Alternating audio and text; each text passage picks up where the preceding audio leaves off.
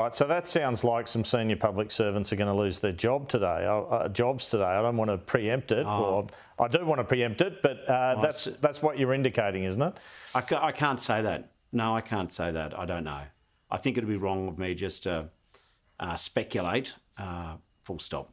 What do you make of Peter Dutton's comments in relation to this? Peter Dutton, as opposition leader, never misses an opportunity to miss an opportunity. Like, the guy hasn't got the memo. He says that Labor is politicising this issue. I mean, his team didn't want me to do the class action. They called it a stunt. Well, 6 months later, the biggest ever settlement in Australian class action history shows it wasn't a stunt. And when we said there should be a Royal Commission in opposition, they just said it was just a witch hunt and there was nothing to see there. 670 pages later, plus appendices, there was a lot to see there. So now Mr Dutton says it's all about politics. I say this to you, Mr Peter Dutton. Politics is when you unlawfully go after the poor. Politics is when, for 4.5 years, you pretend there's nothing wrong with what you're doing and you keep ignoring the victims, the advocates and the complaints. Politics is when you decide that people on welfare can be treated to a lower standard than other Australians. That's politics.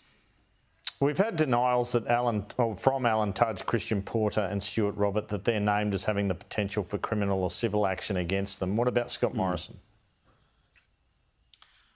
Well, I think his omission of denial is pretty interesting. I think you're onto something. I don't know. I mean, Mr Morrison, I think, is in denial about the severity of what's happened. He was Social Security Minister when this unlawful idea passed through Cabinet. He was Treasurer when they were trying to collect money unlawfully from hundreds of thousands of people. And he was Prime Minister while the scheme was underway.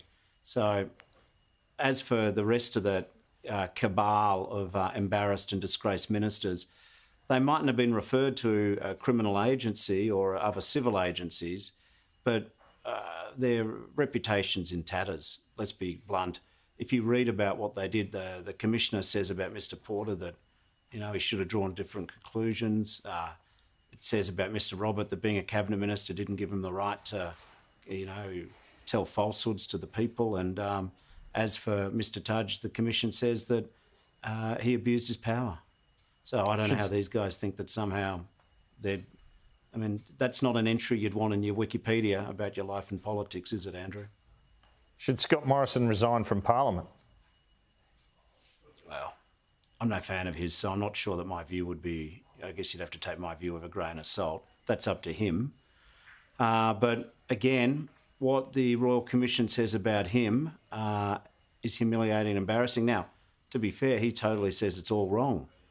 The problem is that if you read that whole Royal Commission and you read all of the things that are said, you got one bloke saying it's all wrong and everyone else saying that Robodebt was all wrong. I mean, how does Mr Morrison really exculpate himself?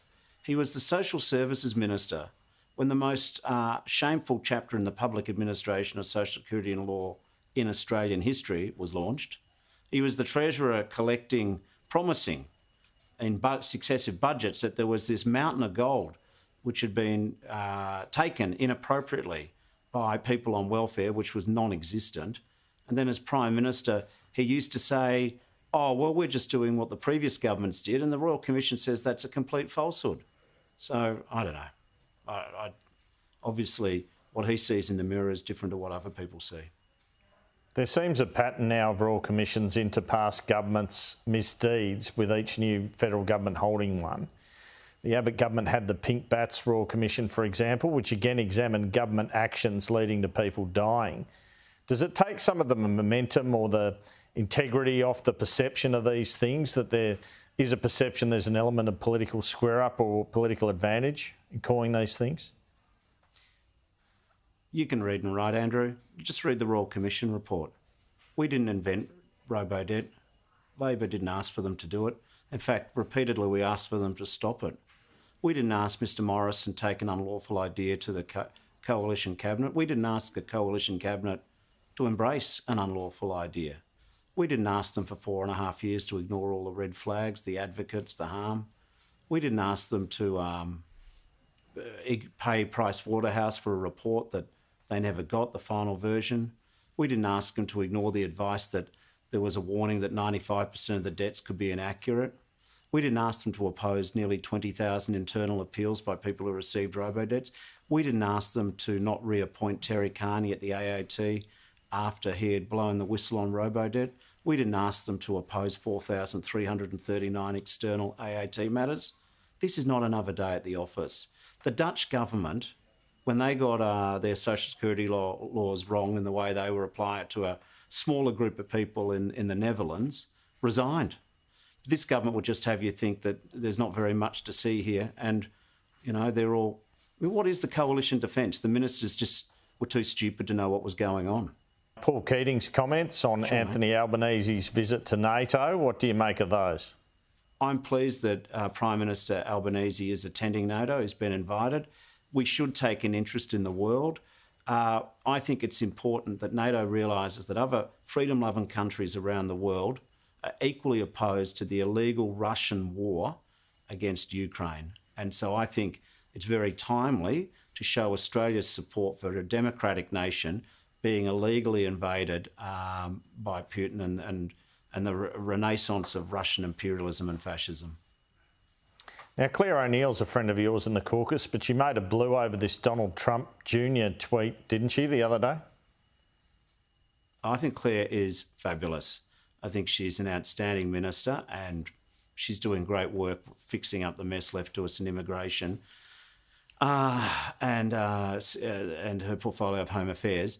I have to say, I remember in 2016, Malcolm Turnbull said that it was the end of the world when I uttered words on Darwin FM radio. I said that some of Donald Trump Sr.'s views were barking mad, and that apparently made me unfit for office, according to Mr Turnbull.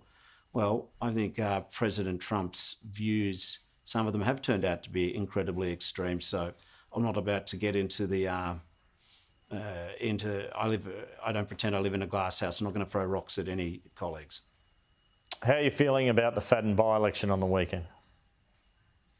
Oh, I think the LNP will win it. I think if Stuart Robert was their candidate, I think then there could be an upset. But he, of course, has left town, ridden out on his horse. I think I just assume the LNP will be ahead. But Letitia Del Fabro, our candidate, nurse educator, she, the voters of Fadden would be, they'd be doing a lot better than the previous LNP chap they had by voting for her. But I think there might be a bit of ingrained LNP, just whatever. And I also think that Stuart Roberts' departure has probably made it slightly easy for the LNP to hold that seat. Just finally, a question on NDIS. You suggested last week it was not the end of the world if the government didn't meet its cap in growth of 8%. Do you stand by that comment? Yeah, I should have picked my words more carefully. It's a target, not a cap, but the government's completely committed to reforming the scheme, and I believe our reforms, which put participants first, will deliver a reduction in growth to about 8%. Bill Shorten, thanks so much for your time this afternoon. Lovely to chat.